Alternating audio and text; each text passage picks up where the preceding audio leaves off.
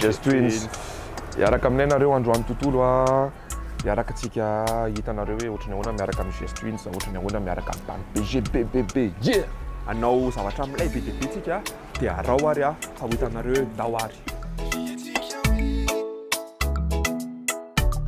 Sûr. Yeah, Just Twins ihany, Just Twins aniny. Yes. Étendoal tsika amin'izao dia na Lifou tsika. On va grailler ça, on va goûter sa mère. On va voir s'il est vraiment, si c'est vraiment bon. On va goûter, il est juste là debout.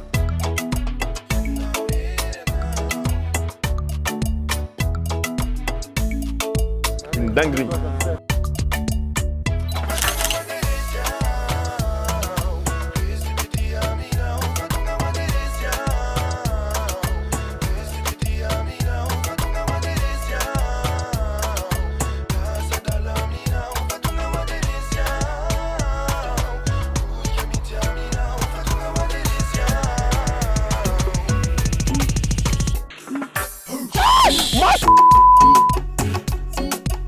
Mama!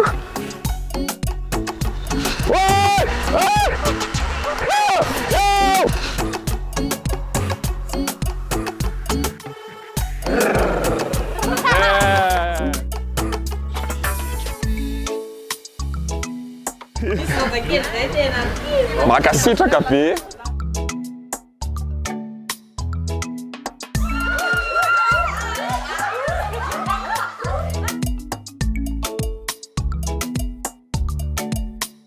Atao zay atafitanareo mianatra tsara fotsiny dia manao an'izay atafita dia milama be zay zao manana ny eritreritra zay hoe iverina hipetraka aty.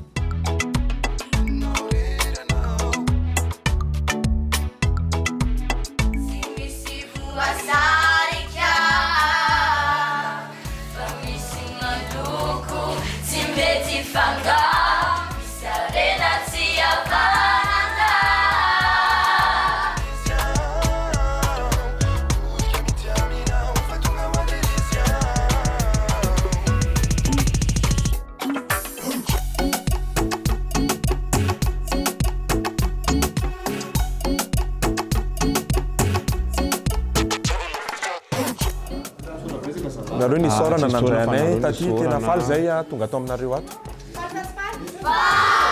Yeah. Barea, on sent que ça bouge pas fort.